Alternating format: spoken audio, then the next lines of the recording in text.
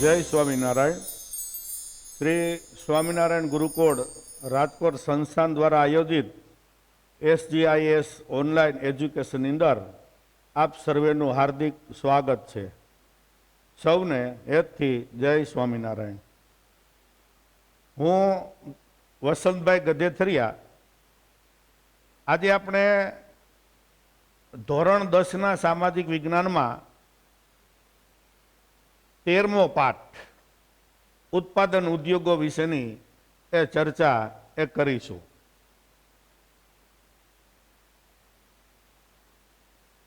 અહીંયા ઉત્પાદન અને ઉદ્યોગ આ બે વસ્તુ સાથે સંકળાયેલી છે.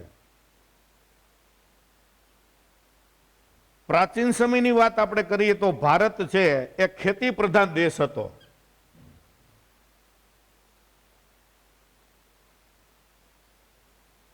એની 70% લોકો એ ખેતી ઉપર આત્મનિર્ભર હતા.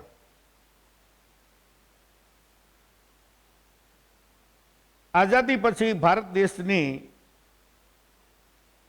ગરીબી અને બેકારીને લક્ષ્યમાં રાખી અને ખાસ કરીને આપણે જુદા જુદા ઉદ્યોગોની સ્થાપના કરી અને લોકોને ખેતી ઉપરનું ભારણ ઘટાડી અને રોજીરોટી પૂરી પાડવા માટે ઉદ્યોગોને કેટલુંક મહત્વ આપ્યું. કારણ કે કોઈ પણ રાષ્ટ્રના વિકાસમાં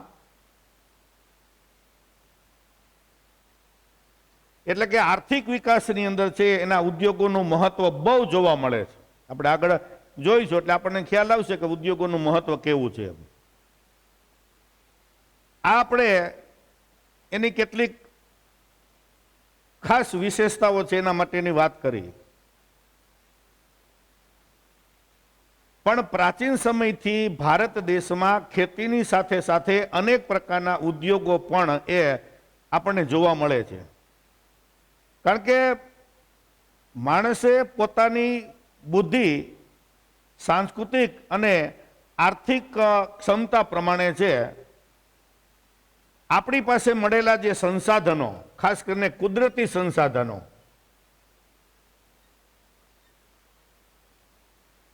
એ સંસાધનોનો એને ઉપયોગ એવી રીતે કર્યો કે એનું સ્વરૂપ બદલીને ઉપયોગમાં લઈ શકાય તેવા પ્રકારની પ્રક્રિયા કરવાને ઉદ્યોગ કહે છે.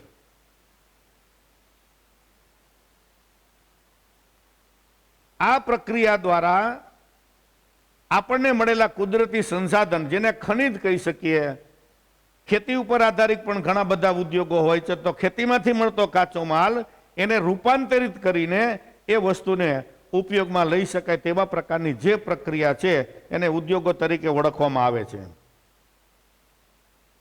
જનરલી આપણે જોઈએ તો સિંધુ ખીણની સંસ્કૃતિથી જ ઉદ્યોગોની પરંપરા ભારત દેશની અંદર આપણને જોવા મળે છે. એ સમય દરમિયાન આપણે ખાસ કરીને કાપડ ઉદ્યોગ, સુતરાઉ કાપડ, પછી માટીનું જે કામ છે, માટીકામના ઉદ્યોગોની બાબતમાં વાત કરીએ, એ ઉપરાંત કાંસાની વસ્તુઓ છે, એટલે કાંસો અને આવી અનેક પ્રકારના એ મણકા બનાવવા માટેના ઉદ્યોગો પણ છે આપણે પ્રાચીન સમયની અંદર જોઈ છે. છઠ્ઠા પાઠમાં હમણાં આપણે ચર્ચા કરી કે ધોળાવીરાની અંદર છે એ વેપાર વાણિજ્યનું કેન્દ્ર. એની સંશોધન પછી આપણને ખબર પડી કે આવા આવા પ્રકારના ઉદ્યોગો આપણને ત્યાં જોવા મળે છે. તો સુતરાઉ કાપડનો ઉદ્યોગ છે, માટીકામ છે, કાંસાની વસ્તુ બનાવી હોય કે મણકા બનાવવા માટેના ઉદ્યોગો હોય, એ ભારત દેશની અંદર છે એ હજારો વર્ષથી આપણને જોવા મળે. અને ક્યાં સુધી ચાલ્યું તો કે 18મી સદી.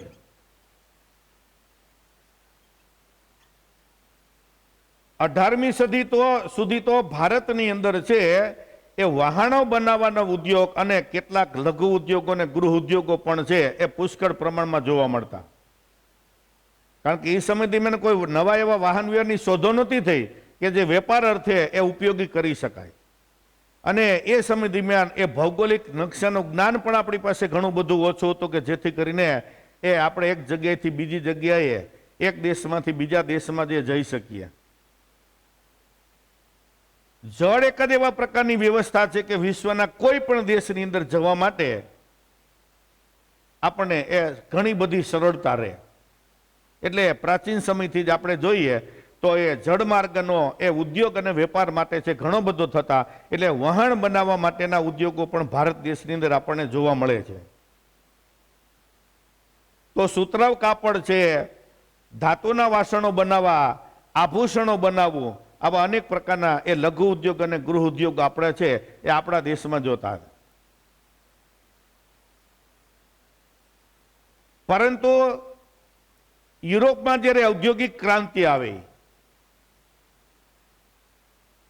ત્યારે યુરોપ દેશે છે પોતાનામાં આવેલી ઔદ્યોગિક ક્રાંતિ માટેનો કાચો માલ છે એ અહીંથી એ સસ્તી કિંમતે લઈ જતા અને એ જ માલ પાછો પાકો બનાવી અને ભારતમાં એ ઊંચી કિંમતે વેચવા માટેના પ્રયત્નો છે ખાસ કર્યા.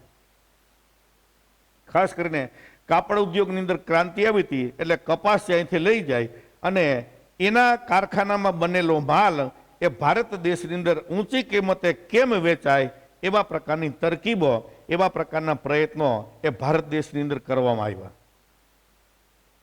આવી યુરોપના લોકોની એટલે કે અંગ્રેજોની નીતિને કારણે ભારત દેશના લઘુ ઉદ્યોગો અને ગૃહ ઉદ્યોગો છે એ પડી ભાંગ્યા અને ભારત દેશના કસબીઓ અને કારીગરો છે એ બેકાર બન્યા. એટલે ભારત દેશની અંદર ગરીબી અને બેકારી છે એ વધી. કારણ કે કાયમીને માટે દિન પ્રતિદિન ભારત દેશનું શોષણ એ યુરોપી પ્રજાએ સૌથી વધુમાં વધુ કર્યું છે.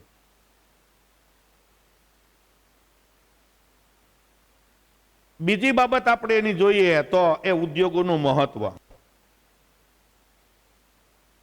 દરેક રાષ્ટ્રના આર્થિક વિકાસ માટે એનો પાયો હોય તો એ ઉદ્યોગો છે. આજના સમયની અંદર અસ્તિત્વ ધરાવતા જે રાષ્ટ્રો એ ઉદ્યોગોના વિકાસ ઉપર આધારિત છે, આર્થિક વિકાસ જો સાધુ હોય તો એ ઉદ્યોગો વગર છે વિકાસ કરવો અસંભવ છે. જેટલા રાષ્ટ્રો ઔદ્યોગિક દ્રષ્ટિએ વધારે વિકસિત એટલા રાષ્ટ્રો આર્થિક દ્રષ્ટિએ એ વધારે મજબૂત આપણને જોવા મળે છે.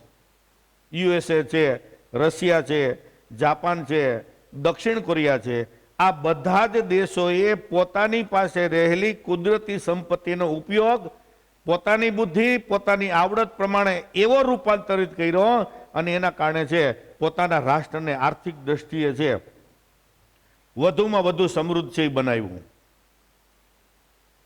ઉદ્યોગોના વિકાસ વગર કોઈ દેશનો આર્થિક વિકાસ સાધી શકાય નહીં. કેટલાક દેશો પછાત એવા છે કે જેની પાસે કુદરતી સંપત્તિ વધારે હોવા છતાં પણ આર્થિક દ્રષ્ટિએ નબળા હોવાના કારણે કોઈ પણ જાતના ઉદ્યોગો સ્થાપી નથી શકતા. એટલે પોતાની ખનિજ સંપત્તિ કે કાચો માલ બીજા દેશને સસ્તી કિંમતે વેચી અને એ જ દેશ પાસેથી એમાંથી રૂપાંતરિત થયેલી વસ્તુનો ઉપયોગ કરવા એને ઊંચી કિંમત ચૂકવવી પડે છે અને આના કારણે એ દેશ અલ્પ વિકસિત રહી જાય. કારણ કે આનો લાભ સૌથી વધુમાં વધુ એ વિકસિત રાષ્ટ્રો લે છે. એટલે ફરજિયાતપણે એને એ દેશો પાસેથી ઊંચી કિંમતે આ માલ સામાન છે ખરીદવો પડે છે અને એના કારણે આ દેશ છે બીજા દેશના શોષણનો ભોગ બની અને ગરીબ અને બેકાર બની જાય.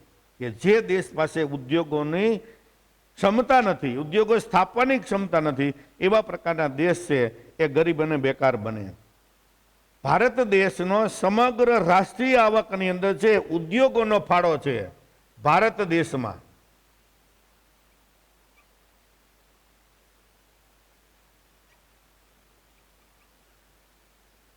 એ 29% છે.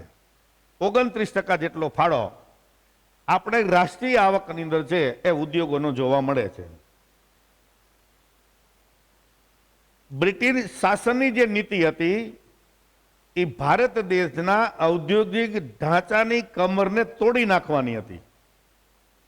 કારણ કે આપણા ઉદ્યોગો પડી ભાંગે તો જ એના ઉદ્યોગોને ઉત્તેજન મળે, તો જ એનો માલ છે એ ભારત દેશની અંદર વેચાય. આપણા ઉદ્યોગો તૂટે તો જ એને કાચો માલ છે એ સસ્તી કિંમતે મળે.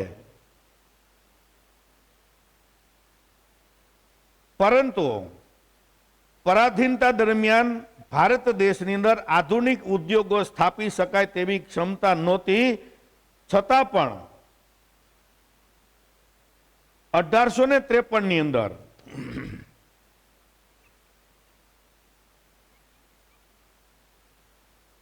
1853 ની અંદર ભારત દેશની અંદર સૌથી પહેલા લોહ ગાળણ માટે ચારકોલ આધારિત લોખંડને ગાળીને શુદ્ધ સ્વરૂપમાં મેળવવાનું એકમ સ્થપાયું, પણ એમાં આપણને નિષ્ફળતા મળી, સફળતા ન મળી. આ વસ્તુને ધ્યાનમાં રાખી સૌ પ્રથમ સફળ પ્રયત્ન 1854 ની અંદર છે સુતરાઉ કાપડની અંદર આપણને મળ્યો. એક વર્ષ પછી ફરીથી આપણે પ્રયત્ન કર્યા, એ 1854 ની અંદર આપણને સફળતા મળી. એટલે થોડીક હિંમત આવી કે ભાઈ આપણે પણ ઉદ્યોગો સ્થાપી શકશું, કારણ કે સુતરાઉ કાપડના ઉદ્યોગને સ્થાપવા માટે જોઈતો કાચો માલ ભારત દેશમાંથી પ્રાપ્ત થઈ શકે તેમ હતો, આપણે બીજે ક્યાંય લેવા જવો પડે એમ હતો નહીં. એટલે આપણને સુતરાઉ કાપડ ઉદ્યોગની અંદર 1854 છે એ સફળતા મળી. અને ત્યાર પછી એ આપણી પાસે શણ પણ પુષ્કળ પ્રમાણમાં થતું હોવાના કારણે 1855 ની અંદર ભારત દેશની અંદર કોલકાતા નજીક રીસરાની અંદર છે શણનું કારખાનું સ્થપાયું. ધીમે ધીમે ધીમે ધીમે આપણી પ્રગતિ થતી ગઈ, આત્મવિશ્વાસ બેસતો ગયો. એના માટેનો કાચો માલ આપણા દેશમાંથી જ મળી પ્રાપ્ત થાય છે એવી આપણને અનુભૂતિ થવા લાગી. ત્યારે આગળ વધતા 1874 ની અંદર કુલટીમાં કાચું લોખંડ ગાળવા માટેનું પણ કારખાનું સ્થાપવામાં આવ્યું, પણ કેટલાક વર્ષો પછી એ બંધ પડી ગયું. એ આગળ આપણે હલાવી ન શક્યા અને એને ફરીથી 1881 ની અંદર છે એ પુનઃ શરૂ કરવામાં આવ્યું. એટલે વળી પાછી આપણી આ ધીમે ધીમે ગાડી છે આગળ ચાલી. અને સૌથી વિશેષ વાત તો એ છે કે 1907 જમશેદપુરની અંદર ટાટા લોખંડ પોલાદ કંપની સ્થાપવામાં આવી. ત્યાર પછીથી ઔદ્યોગિક વિકાસને છે એ ઘણી બધી નવી દિશાઓ આપણને મળી. ત્યાર પછીથી આપણે આ લોખંડના કારખાનાથી શરૂઆત કરી અને ભારત દેશમાં ઉદ્યોગોની શરૂઆત કે જે ભારતની માલિકીના હોય એવા પ્રકારની શરૂઆત છે આપણે કરી શક્યા. આ ઉદ્યોગો ધીમે ધીમે પ્રગતિશીલ બન્યા તો ઉદ્યોગોનું વર્ગીકરણ પણ કરવામાં આવે છે. ઉદ્યોગોનું વર્ગીકરણ એટલે વિભાગો. એમાં ખાસ કરીને એ માનવ શ્રમ,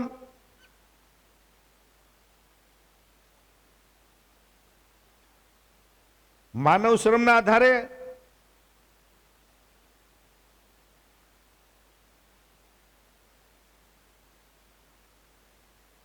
માલિકીના ધોરણે અને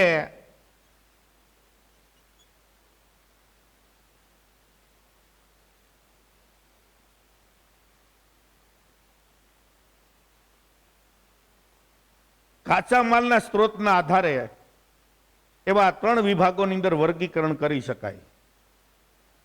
એમાં માનવ શ્રમની દ્રષ્ટિએ આપણે જોઈએ તો જે ઉદ્યોગોની અંદર વધારે પડતા માનવોનો શ્રમની જરૂર પડતી હોય, વધારે પડતા માણસોને રોજી રોટી મળી શકે તેવા પ્રકારના ઉદ્યોગો હોય એને એ મોટા ઉદ્યોગ તરીકે ઓળખવામાં આવે છે. માનવ શ્રમના વધુ માણસો હોય તો મોટા ઉદ્યોગો, દાખલા તરીકે કાપડ ઉદ્યોગ.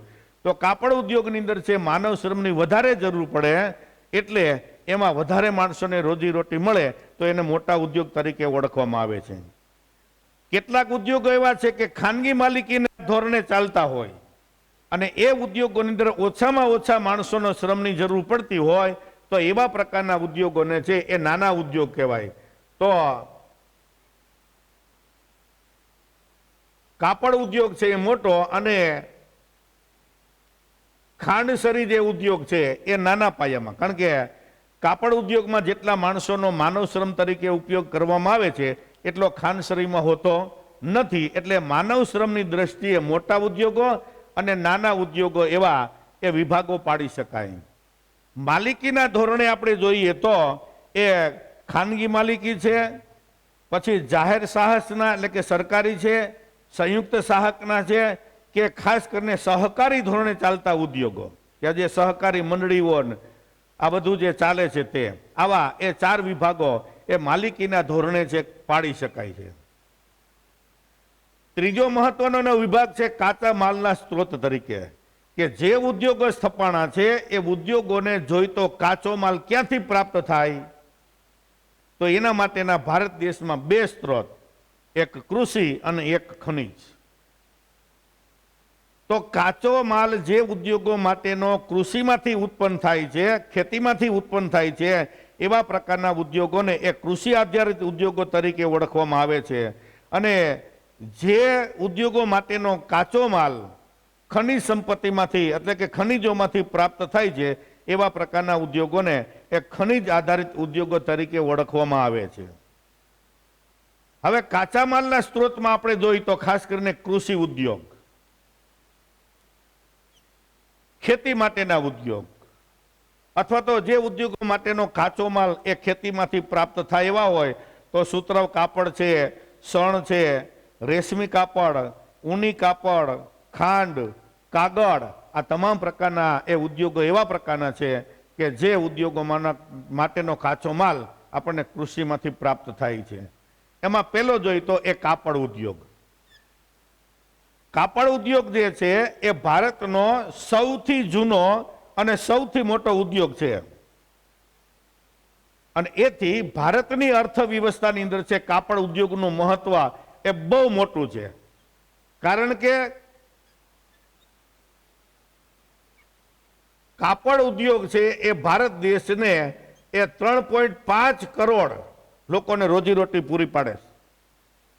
3.5 કરોડ માણસોની એ રોજીરોટી પૂરી પાડવાનું કામ છે એ આપણને આ કાપડ ઉદ્યોગ કરે છે. એટલે દેશમાં સૌથી વધારે રોજગારી પૂરી પડતી હોય તો એ કાપડ ઉદ્યોગમાં પડે છે. આપણે જોયું અગાઉ કે 23 જૂન 1957માં અંગ્રેજોએ સિરાજુદ્દૌલા ઉપર આક્રમણ કરી અને બંગાળના 24 પરગણાની જાગીર મેળવી અને ત્યાંથી ભારત દેશની પડતીની શરૂઆત થઈ. પ્લાસીના યુદ્ધની અંદર, પ્લાસીના મેદાનમાં યુદ્ધ થયો. મુર્શિદાબાદથી 38 કિલોમીટર દૂર આ પશ્ચિમ બંગાળની અંદર આવેલું સ્થળ છે અને ત્યાં ભારત દેશની હાર થાય અને અંગ્રેજોનો વિજય થાય અને ત્યાંથી અંગ્રેજોએ પગ પેસારો કર્યો. એટલે ત્યાંથી માંડીને આજની તારીખ સુધી ભારત દેશની ગરીબીને બેકારીને આપણે દૂર નથી કરી શક્યા. છતાં પણ કાપડ ઉદ્યોગ સૌથી વધુમાં વધુ લોકોને રોજીરોટી પૂરી પાડે છે. ભારતનો સુતરાઉ કાપડનો ઉદ્યોગ એ ચીન પછી બીજા નંબરનો છે. ચીનનો પ્રથમ નંબર, આપણો બીજા નંબર. આપણા માટે શ્રેષ્ઠ શું કામે? તો કે ઉત્પાદનની બાબતમાં અને રોજગારીની દ્રષ્ટિએ જોઈએ તો કાપડ ઉદ્યોગ એ આપણા માટે છે એ બહુ મહત્વનો ઉદ્યોગ છે. કાપડ ઉદ્યોગની દ્રષ્ટિએ જોઈએ તો સૌ પ્રથમ ભારતમાં મુંબઈમાં સુતરાઉ કાપડની એ મિલ છે સ્થપાણી અને ત્યાર પછી અમદાવાદની અંદર સાપુર મિલ અને એ કેલિકો મિલ છે એ સ્થપાઈ.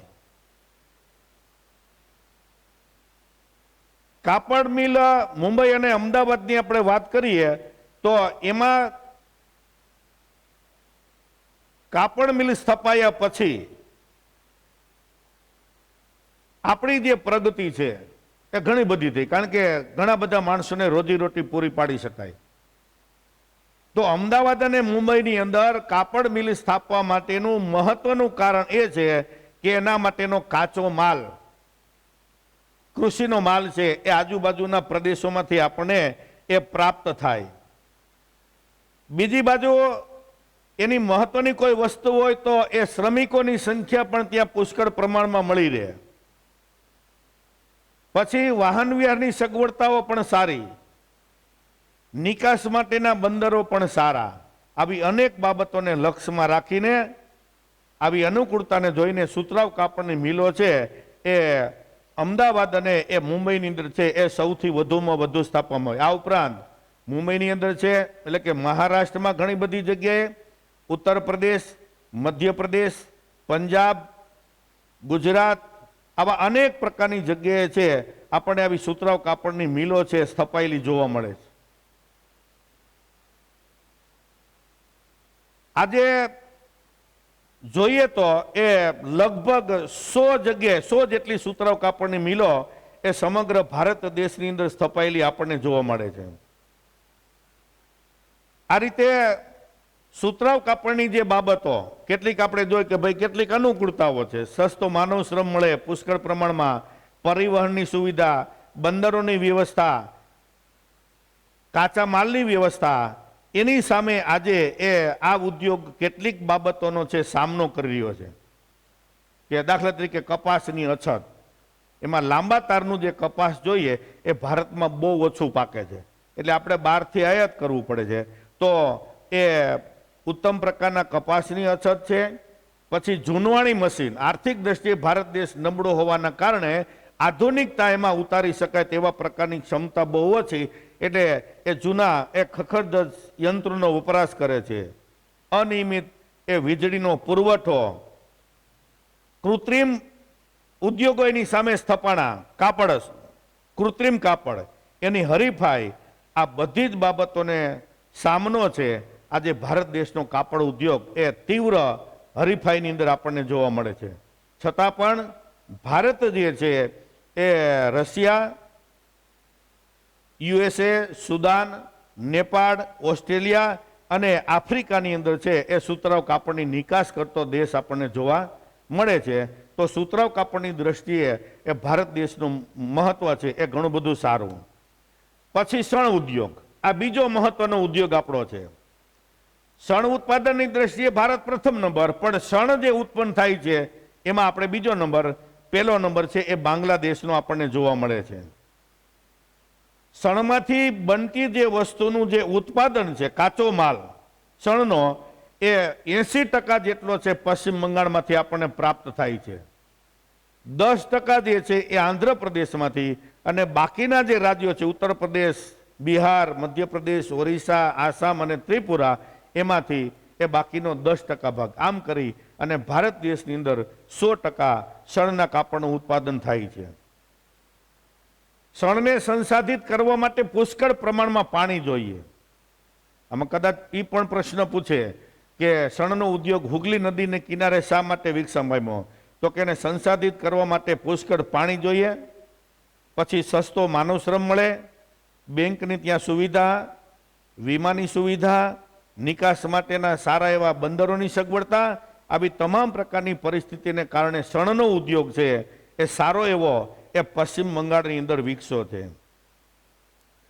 આગળ આપણે જોયું કેટલીક સગવડતાને કારણે ઉદ્યોગો વિકસ્યા, પણ એની સામે કેટલીક પ્રતિકૂળતાઓ એવા પ્રકારની છે કે જેના કારણે તમામ પ્રકારના ઉદ્યોગોને વિશ્વના ફલક ઉપર અન્ય દેશોની સાથે એને હરીફાઈ કરવી પડે છે.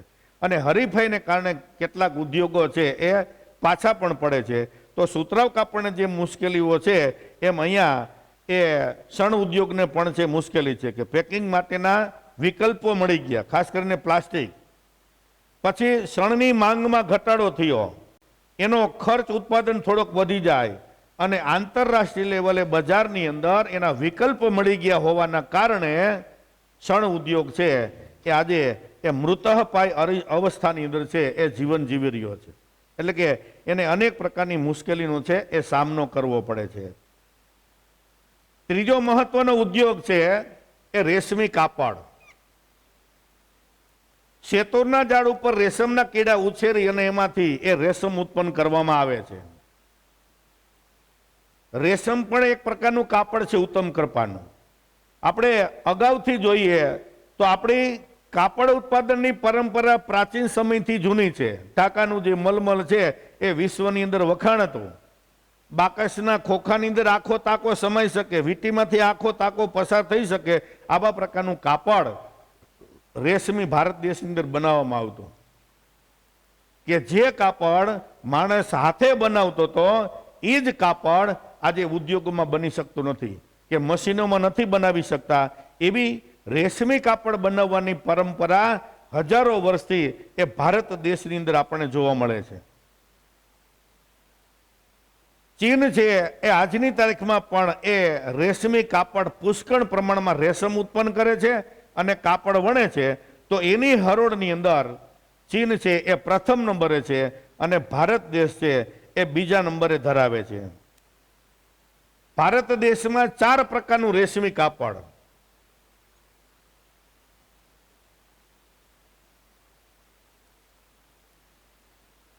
રેશમી કાપડના 4 પ્રકાર.